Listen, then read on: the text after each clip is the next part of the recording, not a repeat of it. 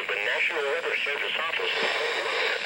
The preceding signal was a test of the public warning system for weather radio station KEAS 56. During potentially dangerous weather situations, specially built receivers can be automatically activated by the signal to warn of the impending hazard. Tests of this signal and receiver's performance are normally conducted by the National Weather Service each Wednesday between 10 a.m. and noon and between 6 and 8 p.m. If there is a threat of severe weather, the test will be postponed to the next available good weather day. Reception of this broadcast, and especially the warning alarm tone, will vary at any given location.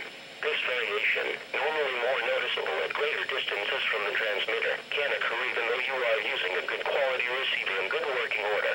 The warning alarm tone will be activated for hazardous watches and warnings for the following counties: Collin, Dallas, Denton, Ellis, Hunt, Kaufman, Rockwall, and Tarrant.